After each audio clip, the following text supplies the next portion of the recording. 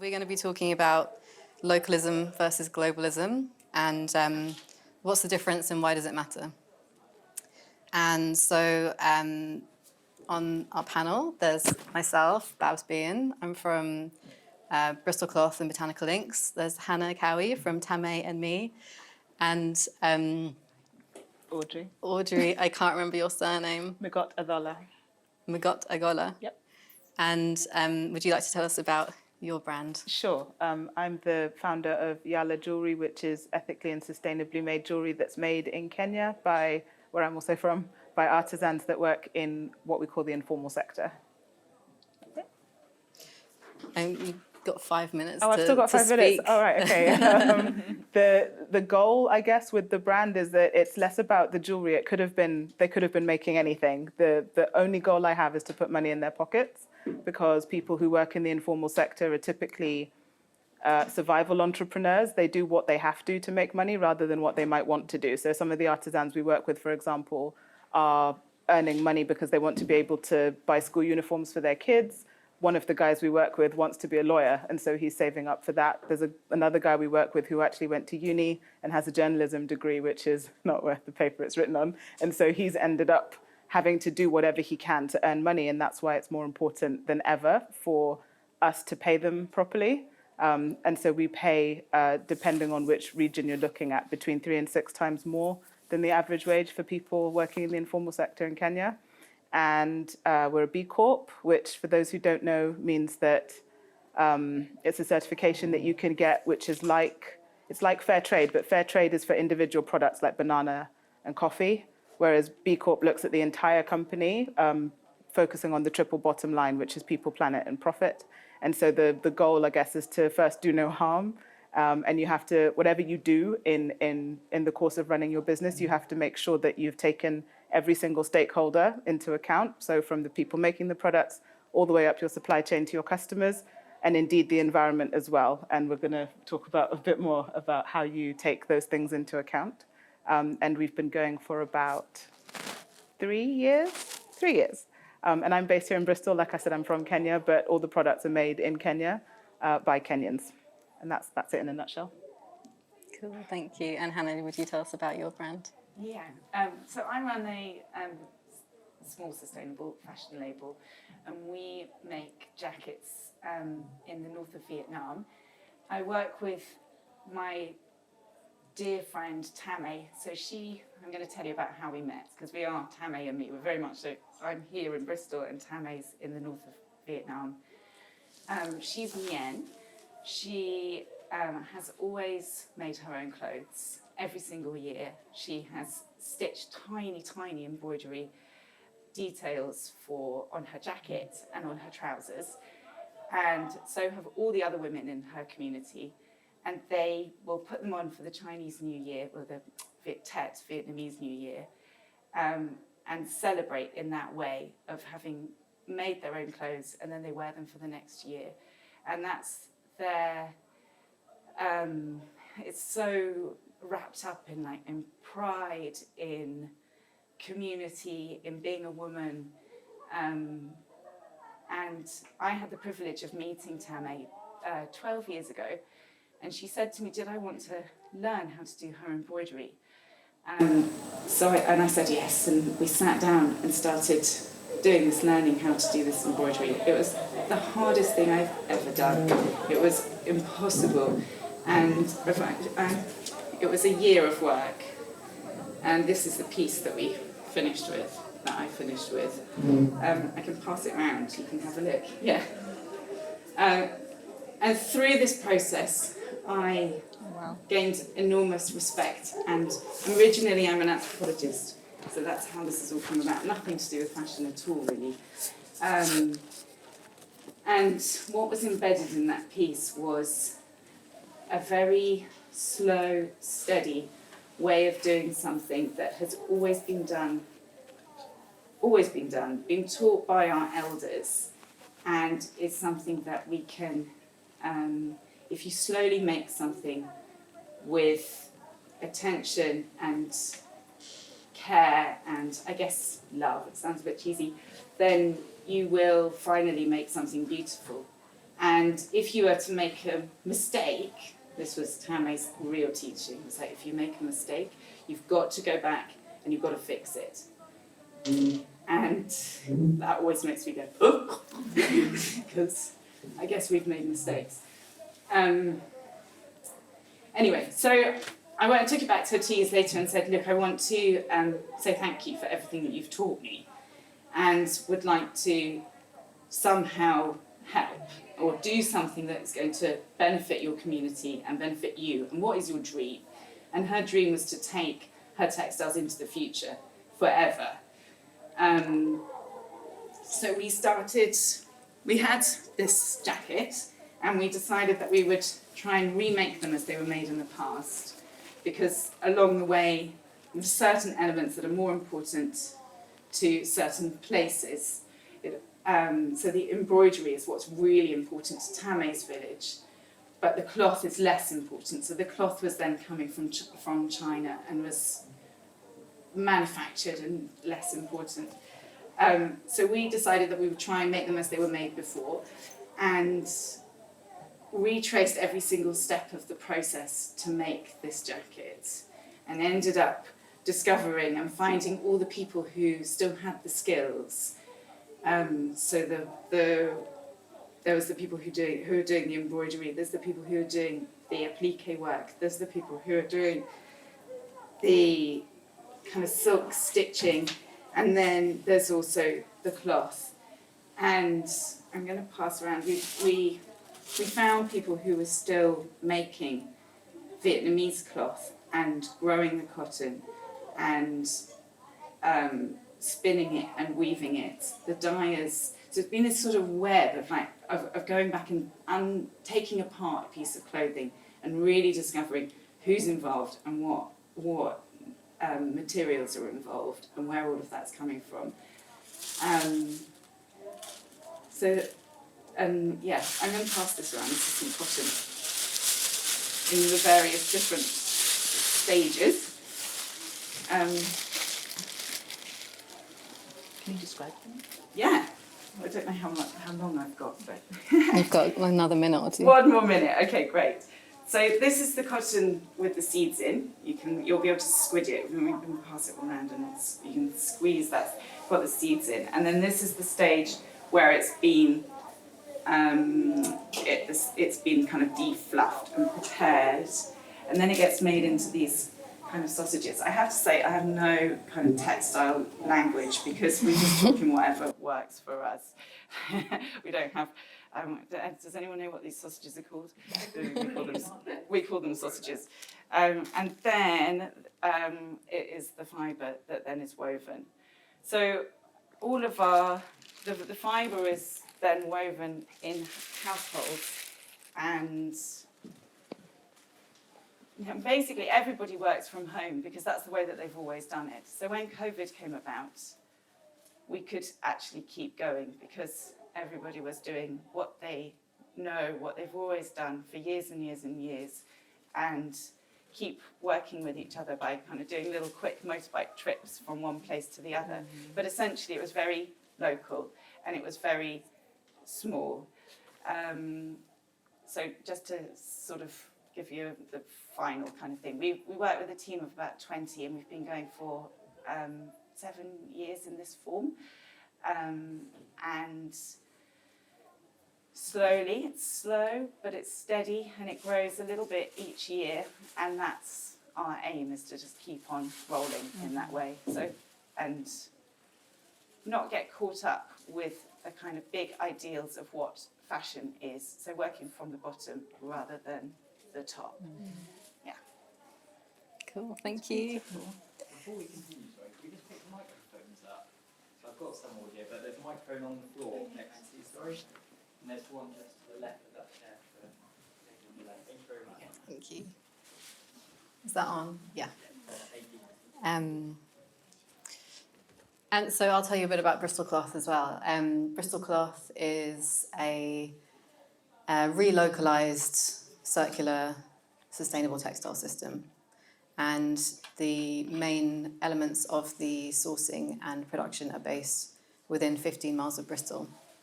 So it's looking at how we can work with fibre that we have available to us in the land that we're based in, and using the heritage craftsmanship that's based in this land to create something that is of the land, the local culture, and very much locally based.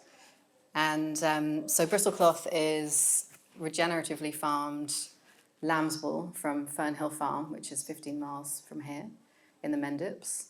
And there's a lot to say about regenerative farming. It's a system in which the soil is being rebuilt. Most kind of commercial agricultural farming these days actually is destroying the soil. It's taking the nutrients out and not really replacing them. And that's why fertilizers and other kind of chemical materials are used on the land to give the nutrient that the plant needs to grow. And with regenerative farming, it's actually working with the sheep to give nutrient back to the soil in their muck. And Jan and Andy at Fernhill, they're growing native species of plant in the fields they work on. They're just allowing the natural seed in the soil to grow. They're not putting down other commercial seed. So it's plant that is meant to be in that landscape.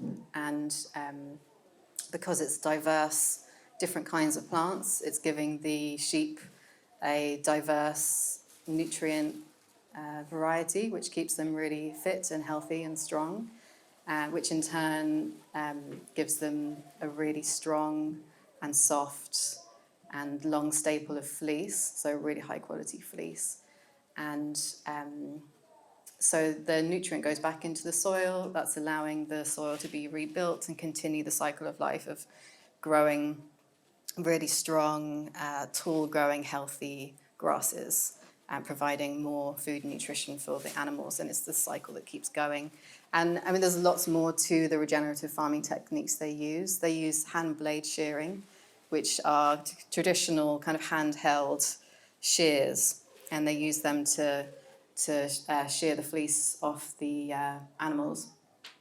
And there's lots of benefits to using this traditional technique, and one is that it doesn't use electricity, and the other is that it's much less stressful for the animal to be hand sheared with traditional tools rather than with electric shears, which are noisy, and it's a stressful experience. It's often done by people who aren't very skilled, and there'll be lots of nicks and cuts on the animal, which inevitably end up getting infected, and a lot of the time the animals will die in quite a painful way. So it's incredible if you go to Fernhill, and you can actually go to their blade shearing event that's coming up soon, and you can see this work being done. And Andy and so many of the people there are so skilled at what they do that it's like you're watching a dance taking place between the shearer and the animal. And a lot of the times Andy will say that the sheep actually falls asleep in his arms, which you just wouldn't see with electric shearing. So because there's really high animal welfare, it means that you get a really strong staple of fleece. Much like when you cut a tree open and you see the rings, and it tells you, you can see each year of growth. And there's less growth, like a darker ring, where it's been the winter time or the tree has had some kind of shock and it hasn't grown so much. And the bigger stretch, the paler stretch in the rings is the summer season where it's growing and it's healthy. And it's the same for the hair, the fleece on a sheep. If the animal suffers any kind of stress or cold or anything like this, it will stop growing its hair. It will be stunted. And if you have lots of stunted growths in the staple, the length of the fleece, you're going to have a much lower quality of wool. So that the animals have a really high welfare system means that you have a really smooth, longer growing staple and a really fine quality of wool that's produced. So it's beneficial in many ways. And it means that they have a wool that's really high value. It's benefiting the landscape, the animals, the people involved. They can get a really high price for it, which is unheard of in the current wool system that we have in Britain, which is a whole other conversation. Anyway, so it's very beneficial, this way of farming, and so I choose to work with farms like this. I also work with a cashmere farm, which is the only cashmere farm in England, who produce also a holistic cashmere fleece. And it's really beautiful working with these holistic farms. I use organic natural plant dyes, which is a traditional craft form from England and many other places as well. And we work with a local weaving mill in Bristol, the Bristol Weaving Mill. And the entire production is done within the UK. So it never leaves these shores. And that's a really important thing for this conversation, because we're looking at what is localism versus globalism, why is it important, what are the pros and cons. And so going into our questions, what is the value of creating and promoting a local fibre and fabric production? So I feel like we can all speak to this. Hannah, would you like to say something first? Yeah, I think the key thing is the understanding and the knowing of who's involved and what the impact on the nature is. So if the more local it is, the more you can have those continued conversations and relationships and maintain some sort of trying to, if there is a problem, then you can fix it because you're there to understand what's going on. And so I think the more local the fibre, the cloth, the whole production is, then the more control that you can have. I hate the word control. It's not control. It's just that a better relationship you can have between all the people involved in the system, and also all the nature that is involved within what's going on. Yeah, so there's greater transparency and awareness of something that's all in one place. And you can much oversee. Easier to maintain, I think. Yeah. And did you find this also, Audrey, in your work? We don't do any sort of fibre arts, No. but with the same kind of logic attached. Wherever you can source things locally, I think you should. But I also think that is this on, by the way? It is. Okay, sorry. I think there's also a certain amount of realism that we need to attach to those sorts of discussions, because you mentioned the sheep farmers getting a really high price for their wool, which is excellent. That's wonderful. But do they have a large enough market to sell the wool to? I should hope so. But I think that whenever we talk about sustainability, even at a grand scale, we assume that everyone is at the same economic level. And there are some people for whom they can only afford to buy cheap things because they only have that much disposable income. And as we were saying outside on the balcony, cheap becomes expensive very quickly.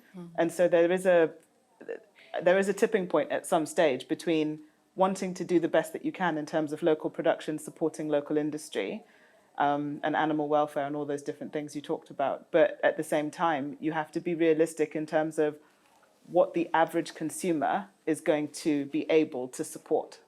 And so educating the consumer, I think, is always the first step in justifying high prices, or making them understand that we need to get back to an ethos of buying things that are really good quality, and then you buy it for life. And you don't need to buy so many of them. You don't need a new thing every week.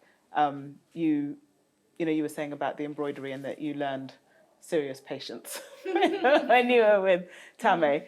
In the same way, on a slightly different tangent, just up on Park Street at the Folk House, I did a dressmaking course years ago and learned to make my own clothes. And oh my God. It takes time. What was hilarious is, first of all, we were like, this is so hard. I can't believe people do this in, epic factories and they're just churning them out for pennies.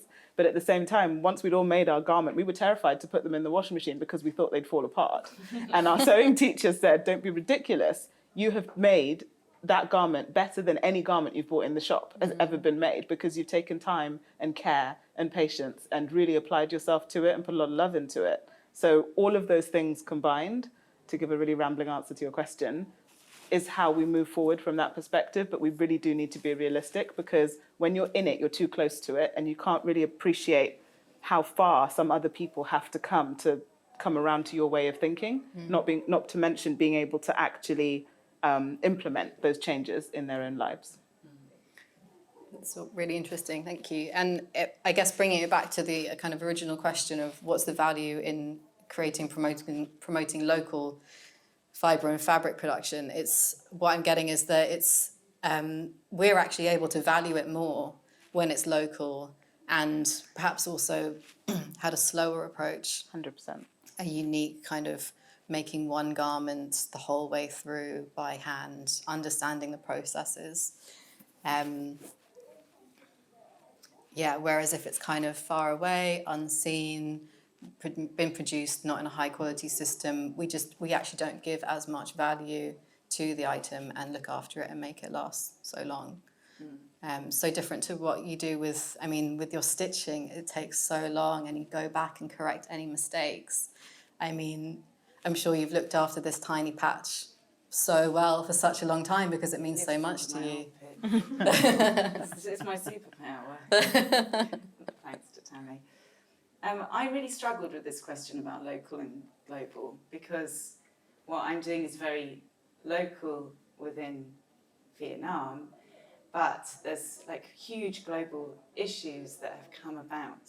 Well, it is global essentially. It's on the other side of the world. If I'm going to go there, it's a 14-hour plane journey and then train journey, and it's miles away. And I think it's so complex and it's so heavy, but it's also Tamay's community don't think what they do is cool. They think what they do is old-fashioned. They think what they do is, they've been told the way that they live is dirty. They've been told that they should modernise. They should become more Western, more global. I don't know how we kind of frame this, but it feels so wrong and so unfair. And so a lot of what we're trying to do is kind of tell their story in a positive way to an international audience, because those stories of local people in local places and are really, really important and have loads of value. And I don't think that we should kind of cut ourselves off to only our very local, only Bristol or just beyond Bristol, because we have so much to learn from each other across the world, and to try to show respect and understanding and it's really important. And we're not going to fix this climate change problem just by looking inside our belly buttons. We've got to talk to each other, and we've got to get on Zoom and try and create kind of as many cross-global positive exchanges as possible. So there's certainly an argument for global as well as local. I really like what you said about Tamay's community being told that their work was dirty. I didn't like what you said about that, but it was really interesting that they've been told that it's dirty and that they should be doing something that's perhaps more appealing to a Western market. And it's funny because, I understand kind of global fashion trends and production systems as one shop window that is exactly the same in every country with the same clothes, and the fashion actually often becomes quite bland and uninteresting and easy to replicate, no personality. And with these beautiful embroidered jackets, there's just so much beauty, there's so much handcrafted care and elegance and tradition, and isn't there just so much value in sustaining these traditions that we have, these crafted traditions, whether that's in Vietnam or Bristol or Kenya or anywhere else? So much is being lost to kind of mainstream globalized corporate systems. and we're losing our local identities just to have exactly the same high street everywhere. And like to be doing work that actually sustains the beautiful craft, the beautiful heritage that we have, I think has great value. Yeah, absolutely. I totally agree. How does this come into your work? It's funny when you were saying that they've been told that you know, they're old-fashioned and they need to modernise and so on. It just made me laugh because I work with a group of Maasai women. They still live very traditionally. They've all got mobile phones, which is hilarious. Tamay has 4. I know, it's hilarious. But they still live in a very traditional Maasai way. It's a very patriarchal society, but with certain matriarchal kind of perks. Anyway, and when I first decided to launch my brand, they were the people that I thought that I would approach to do beadwork. And Maasais are known for their beadwork, and so it was quite funny for me turning up going, oh, hey, and I'm not from that tribe, by the way, so our cultural differences are stark, if that makes sense. We're both, you know, Kenyan, but that's as far as it goes in terms of similarities. So, do you speak the same language? No, they speak Maasai. Okay. Different tribes, different languages, different culture, different everything, actually. Anyway, so it was hilarious for me to turn up and try to teach Maasai women how to bead.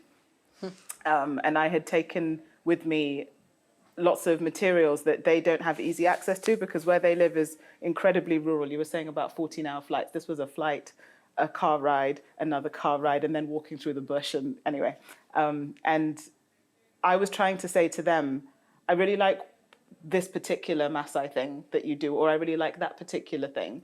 But the significance of it culturally is not going to translate in the UK. So for example, girls will wear beadwork in certain configurations when they reach puberty. They'll wear another one to show that they're ready for marriage. They'll wear a different one to show that they are married, pregnant, whatever it might be, men too.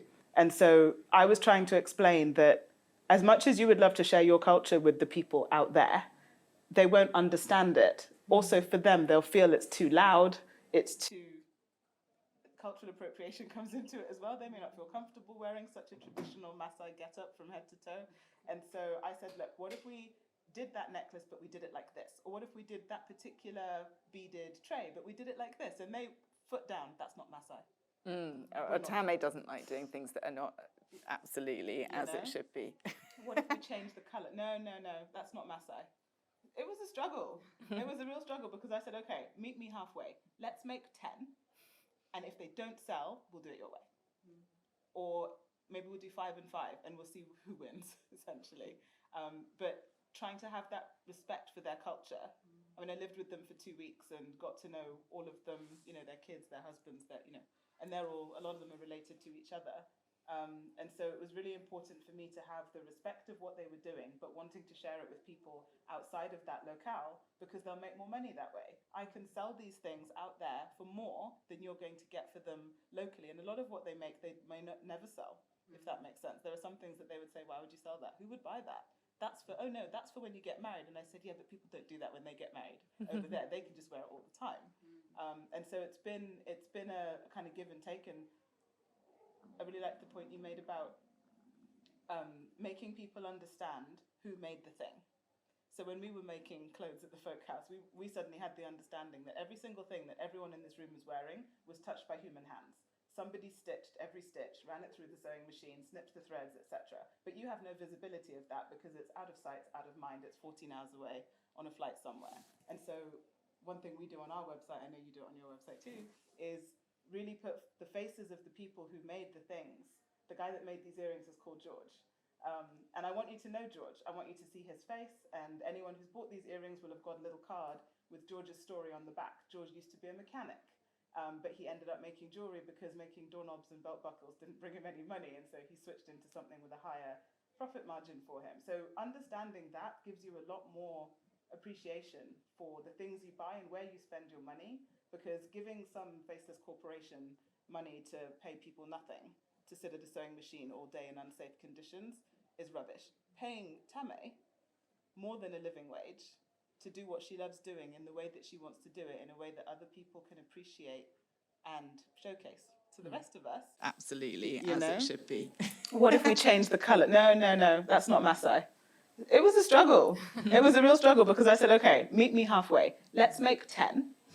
And if they don't sell, we'll do it your way.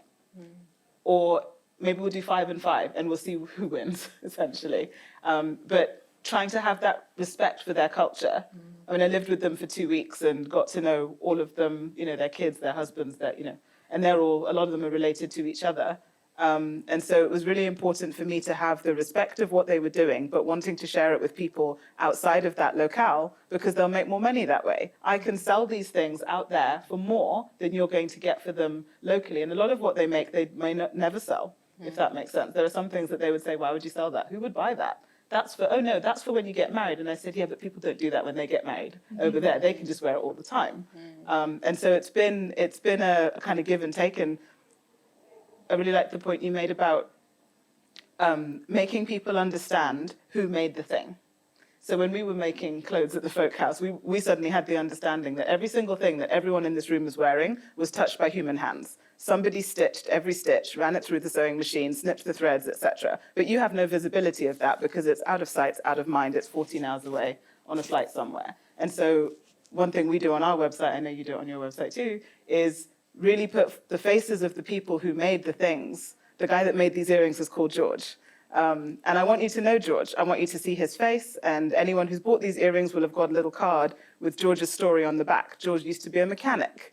But he ended up making jewelry because making doorknobs and belt buckles didn't bring him any money. And so he switched into something with a higher profit margin for him. So understanding that gives you a lot more appreciation for the things you buy and where you spend your money, because giving some faceless corporation money to pay people nothing to sit at a sewing machine all day in unsafe conditions is rubbish. Paying Tamay more than a living wage to do what she loves doing in the way that she wants to do it, in a way that other people can appreciate and showcase to the rest of us, is far better, in my opinion. Far better. Thank you. Yeah, there's it's so interesting how to bridge that thing of like sustaining heritage craft while also opening up what you're doing to a commercial market, so you can actually bring financial value to the communities you're working with. And not an easy one to straddle, I imagine. It's really interesting to look at how how it's important to sustain these heritage crafts in different places. And I think it would also be interesting to look at how this work is also sustaining the use of natural fibres and natural materials, as opposed to synthetic kind of petrochemical-based materials, which are so detrimental to the health of our planet and the people that have to handle them and work with them and also wear them. And I wonder if that's something you can speak to in your work with jewellery and making beads, and well, for both of you. But to you first, Audrey. Yes, so despite the fact that things are made far away, and that obviously chalks up carbon miles, we offset them where we can, but the first step is to use materials that are either recycled or reclaimed. And so the base metal in most of our jewelry is brass, because I didn't know this till I started, but 80% of the brass in the world is already recycled, because brass is actually really hard to make. Who knew? And so the artisans who do all the brass work, they gather it from all sorts of random places, and it's usually brass that's either been thrown away or discarded, either from industrial processes or random things like padlocks, taps, things that people have chucked away. And so we scoop it all up, melt it down, remove all the impurities like lead, nickel, cadmium, because those are nasty and toxic, and then turn it into jewelry. And for the ladies who are making the beads, they're made from glass, and so they can be reused over and over again. The jewelry that we make, if for whatever reason we have a line that doesn't sell, we melt it down and turn it into something else again, so there's no waste that way. We have a reclamation program that no one's ever taken us up on, which is a good thing, but it's there if people want it. But the goal for us is always to start with things that have been scooped up from somewhere else and turned into something beautiful. But everything that we make can be unmade just as easily, and that's super important to me, because like I said, if you've ended up with a particular line of earrings that didn't sell, at least you can take them apart, reuse all the little components, and turn it into something else again. And that also saves a lot of money, because you're not sourcing new components all the time. And then cow horn is another thing that we use, because when you were talking about sheep shearing, a lot of the farms and factories that are processing beef products, discard the horn from the cows when they no longer need it. And it's a natural material, it would biodegrade on its own. But once again, we scoop it up and say we could carve that into something else. But equally, as they're carving it, the dust that it creates is used for fertilizer. And then, like I said, if for whatever reason those pieces didn't sell or someone sent them back or they were defective in some way, every part of it can just be taken apart and redone and made into something else. So that's super important to the way that we do things, not just from the environmental and sustainable perspective, but also from the perspective of want not, waste not. And that's a very, has anyone in here been to Kenya ever? No? There's a Swahili phrase which is jua kali, and jua kali literally means the hot sun, because a lot of these workshops used to be open air under the hot sun. And so that whole kind of craft and industry is called jua kali. And a very key part of the jua kali ethos is that you use what you have and you do what you can. You don't buy new things. You take what you can from where you can get it. So a lot of the beading that the Maasai ladies do, the beads are new, because they don't have the means to manufacture them, so they buy them in the shop. But the thread that they use is actually a fibre that has been pulled out from grain sacks. And so a lot of these grain sacks are made from woven plastic. And so they'll extract a single thread and then they rub it on their thigh to turn it into thread. It's actually super strong. And then they use that to do all the beadwork. But again, if you needed to unmake it, you can reuse that thread and you can reuse the beads. And they use dead stock leather as well. So that's a super long answer, but those are some of the ways that we try to approach the issue of really utilizing what's around you rather than trying to go and source brand new raw materials. It's a really interesting blend of kind of local sourcing, recycling, and circularity kind of all happening at the same time. Yeah, as much as we can. It's not perfect, don't get me wrong. There are some things that I buy brand new because I haven't figured out a way to get them from anywhere else. But if I need to buy a necklace chain, for example, the gold in that chain is recycled gold. So I kind of do it that way and say, well, at least if I'm buying it new, at least it was from a recycled, some part of it has been recycled. It sounds like it's a system that makes sense to the locality, that those are the things available. It makes sense to recycle some things, to use circular, zero waste in other things. And you kind of just whatever works to that area makes sense. Exactly. And funnily enough, our packaging, I had real issues with packaging when I started because getting it right is really difficult. But one of the things we do have is the pouch that the jewellery comes from is made from wool felt. And it's unbleached, undyed. I can't say I know exactly which sheep it came from, but the point about it is that if you were to toss it away, because it's a natural fibre, it would decompose, and there's no plastic anywhere in any of the packaging for that reason, because then at least it can be recycled. And if you give instructions to the consumer to say, look, when you're done with all these different bits and pieces that are designed purely to get it from our front door to your front door, it's the only purpose they serve. Once you've finished with them, please dispose of them responsibly. This is what's really important to me in my work of working with a kind of cradle to cradle or soil to soil system.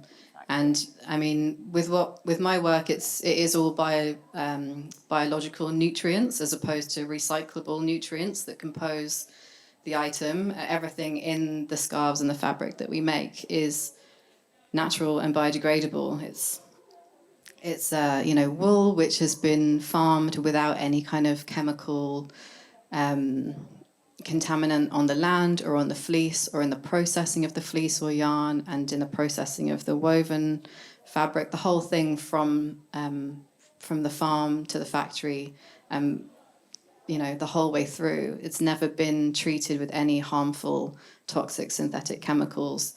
The dyes are plant-based, so again, biodegradable as opposed to synthetic dyes, which are made of petrochemicals and take thousands of years to biodegrade. And for me, that's really important to have something that is safe to make and to give back to the earth at the end of its useful life cycle, whether that's after one life cycle or an heirloom piece that's been through, many people's lives. Just the fact that it can go back to the soil and biodegrade is really important. And I know that's really important to you, Hannah, and what you do as well. Yeah, certainly.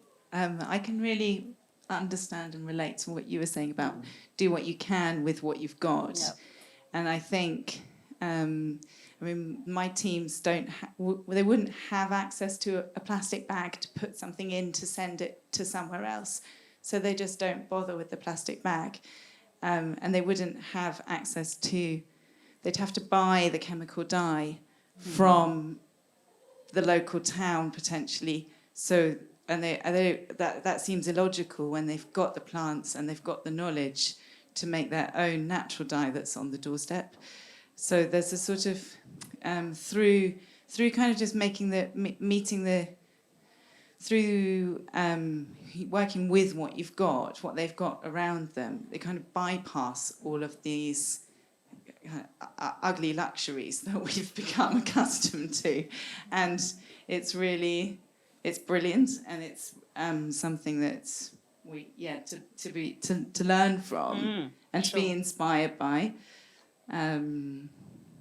We don't need the ugly luxuries, really. I've been laughed at for having a lot of stuff. Yes. Like when I turned up in the Masai Mara and I had all this stuff, like face cream and stuff, and they were like, "What is all this? What do you need all this for?" And I was like, "Well, that's my face cream, and that's my." And they're like, "You don't need any," and they don't. You know, they do without it. And not to say that there aren't things that they might want access to that they shouldn't have, but it does make you realise easily as well how little you can do with when you get, like you say, ugly luxuries, things that you really don't need. Yeah. Anyway. Sorry. Yeah. I think we're coming to just the end of our conversation, and thank you both. But it would be good to now just open up some questions to the room for the last 15 minutes. Has anyone got any questions that they'd like to ask anyone? Don't all shout at once. Yes. Thank you so much for sharing. Like, I was transported to those places that you were talking about.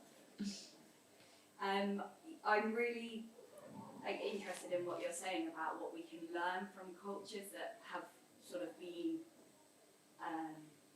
racialized or demonized as dirty and wrong and all of that sort of stuff, because I think that in the West we've got so much to learn, and this idea of going back on our mistakes.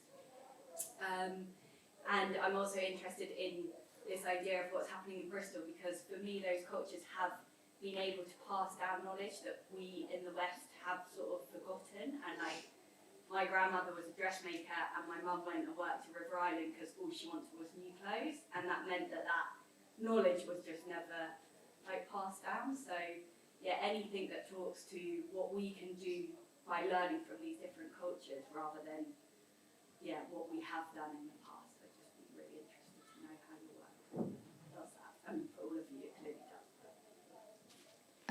I guess, for me, it's a lot about the natural dyeing. That's my main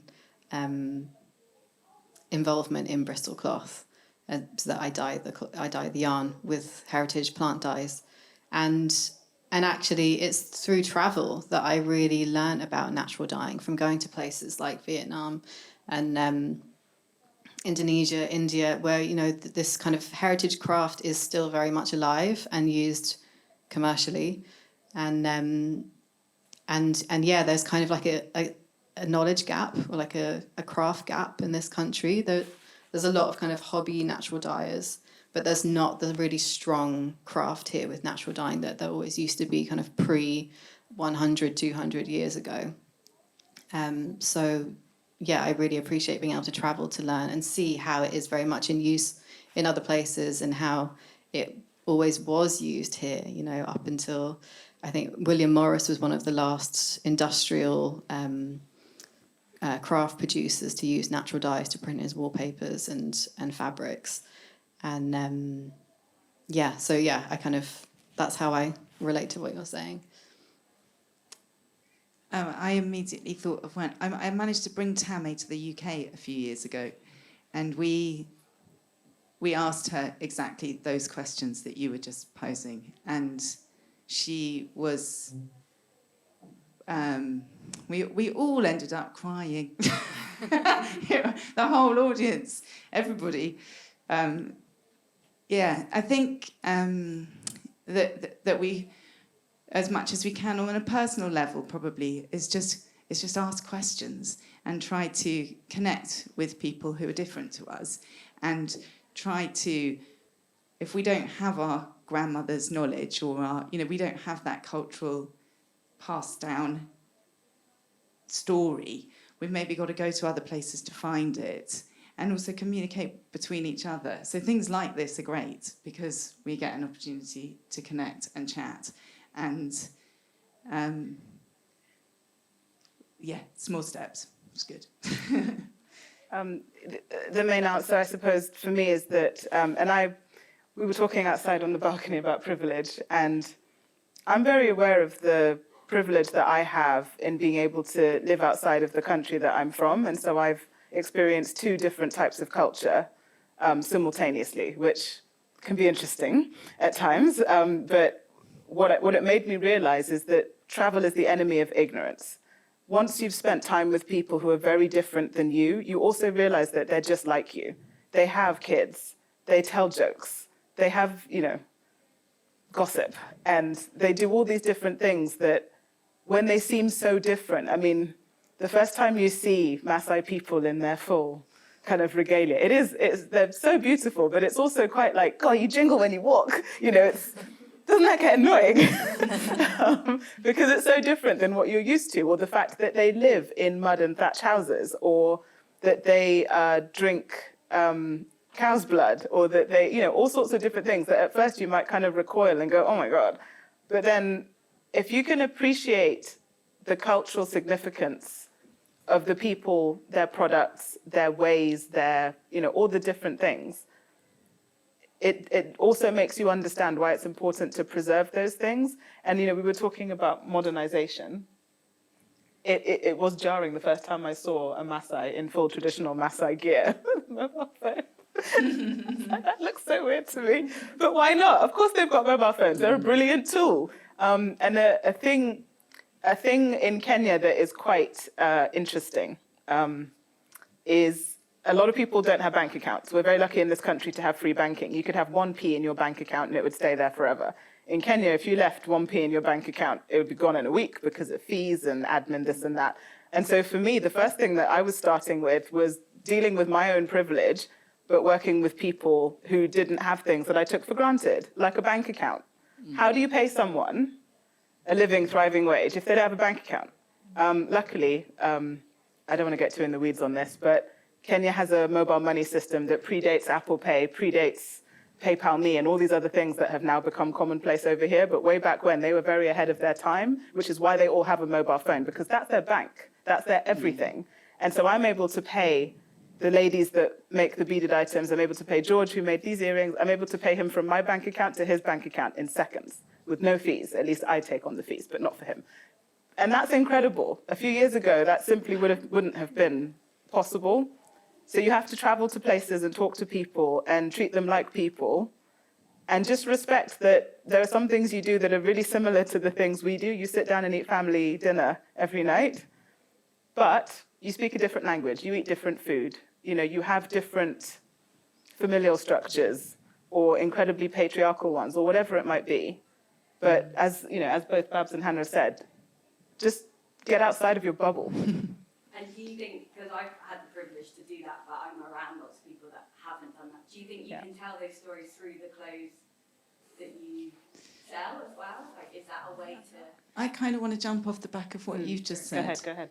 And say that it's been amazing in the last 10 years how technology has enabled travel to happen without actually having to move anywhere. Like if you follow the right people on Instagram, you can have access to amazing information without having to even leave your bed. And if you, for example, Tamay's always completely crippled by the fact that she can't read and write. Mm-hmm. But actually it's becoming such a small issue now because she can do a video call with whoever she needs to have a video call with and speak directly and record things in a completely different way. And we'll work with voice notes all the time on Facebook Messenger. And so there's no need for her to be able to write anymore. So it's really exciting that that's all a possibility and is really empowering. Yeah, I think the way that we've all done it is to put the makers front and center of everything that we do. despite what we're doing right now, I'm quite a shy person, and so I don't put my own face on my brand. I didn't have my own face on my website for a really long time. But the faces of all the makers, all the ones I was able to capture pictures of anyway, are on the website. You put them front and center, and it allows people to make that link between the product and the cultural significance of where it came from and who made it, because that's been so lost in the kind of mass production of all the stuff that we all consume. You never get to lay eyes on the person who actually made the thing. But once you do that, you start to appreciate, I think, why it matters, and that those people have lives and dreams beyond the products that they make. Yeah, I think I could relate it to food products and wine and provenance of it doesn't really matter where it comes from, but it needs to be valued and understood as to what it is. So we can have amazing jewellery in Kenya, we can have textiles in Vietnam, we can have a fabulous piece of work that's made in Bristol, and all of that is great and should be celebrated. Yeah, and the connection of people to land in that way, that there is the provenance of like champagne or a certain kind of cheese, and it's the same for fibres and craft and fashion that come from certain places. I think we've got just 5 minutes left. Is there any other questions in the room? Yes. Do you think there's a real sort of deficit of skills in the UK in terms of sort of creating sort of fabric and fibre? So, for instance, I'm a hand spinner. I haven't met a hand spinner in person for over 3 years. I weave as well. I met like a weaver, I'd say 2 years ago. That was Bristol Weaving Mill. And how did we correct that? I think there is, we definitely lost a lot of our artisan crafts from the UK. But when you're looking on a kind of industry scale of spinning and weaving and dyeing. I would say sort of both. So both sort of industry and almost like sort of a cottage craft as well. In terms of industry, it looks to me, in the work that I do, that it's just about to die out. The kind of the final generation who are the kind of the wisdom keepers of these skills, they'll be gone in like the next 10, 20 years. So the opportunity now is to learn everything we can from these people to keep that heritage alive and in practice. I mean, my spinner, Paul, he's just absolutely incredible. He's such an encyclopedia of knowledge. He knows so much about every different kind of wool, like every rare breed in the UK, and the different ways of spinning and different ways of blending and dyeing, like everything. He's just such an information bank, and he has no one to pass it on to. There's no kind of interns that are really dedicated enough to go and really engage and learn everything and dedicate to it. And it's really sad, because these skills aren't really been taught in universities and colleges. And I guess on more of a kind of hobby craft level, I mean, I don't know so much about that area, but I imagine there's only so far that people go, and so far that it's being shared. But that's not really my area, so I don't know. Do you guys have anything to add? I think there should be big fat grants for anyone who wants to keep learning, because no, there isn't any money in it, which is really sad, but that's the reality and why it's got to the state that it's in now.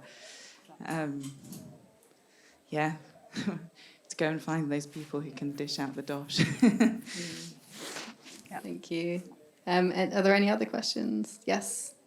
I was just wondering, I mean, you made a really good point about making those brand example of the branding or whatever else that you do when you make these products. But I was just wondering if what is the most effective way to reach out to the audience that you intend to reach out to actually kind of show them the value of the products that you're selling and kind of communicate that these are highly sustainable products that are made with highly sustainable processes. But what do you think is the most effective way to communicate that to the people that you intend to sell to? I learned a difficult lesson at the beginning. Full disclosure, I have a business degree, so I had all of these by-the-book ways of like, okay, so this is how you launch a business, this is what you do, this is how you do branding. No, all of that went out the window, because The first version of my website went very heavy on the ethics and the sustainability, and this is how we pay the artisans, yada, yada, yada. People don't buy sustainability, by and large, and it sounds really cold and heartless, but people buy products that make them feel better about themselves. They buy a feeling. They don't buy the thing necessarily. That obviously there's different customer segments, but the shortest answer to your question is you have to understand the why behind people are going to want the product. And so there are certain types of people who will buy the thing just because they like it. They see it, they like it, they want it, they buy it. There are other people who will email me and say, where did the gold come from? Where is the blah, blah, blah? I want to see pictures of this. And they're super into it. So you have to understand who the largest segment of people you're trying to reach is and talk to them about the things they want to hear in terms of why they're making that purchase. But people don't tend to buy ethics and sustainability. Some people don't care. They just want earrings, which is really hard, like really difficult for me to process, but that's the truth of it a lot of the It puts time. people off often. It gets very preachy too, exactly. If you're not careful, it's like you're beating them on the head and telling them that they're bad, and then they feel guilty and they run away. There's a lot of stigma attached to sustainable fashion, isn't there? Yeah. It's not Yeah. not necessarily that sexy a lot of the time. And it's too expensive, and it takes too long, and yeah, all these things. I think my customers want to know which colour jacket they're going to choose, definitely, because which one goes best with their hair and their eyes. but that's fine. That's fine. It's totally fine. That's really interesting. So can I ask you just make a comment on the sustainability bit? But, it's really interesting. No one buys on a sustainability platform. But it's really interesting. I work in the automotive industry, and if you follow Volvo cars, they are right into their sustainability right now. And they reckon by 2025, they will be awarding contracts to all their suppliers based on sustainability alone.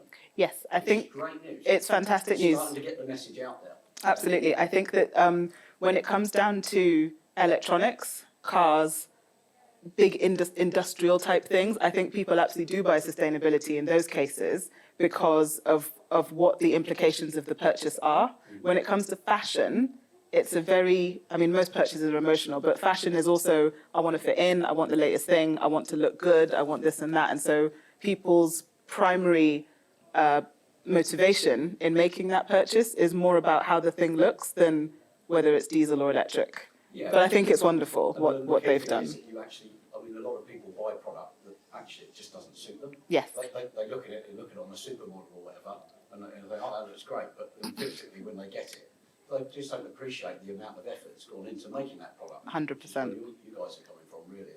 People just, it's a throwaway society right now, and there's what, 6 billion of good clothing going into landfill, etc. And people are just throwing it away. You think of how much that could then be fed back into the recyclability element of businesses like yourselves. It's phenomenal. It's just getting that message out there, like you've said. Mm-hmm. That is the end of our time. So thank you, Hannah and Audrey, and thank you all for coming. And yeah, that's a wrap. Thank you for sharing that. Thank you for sharing that.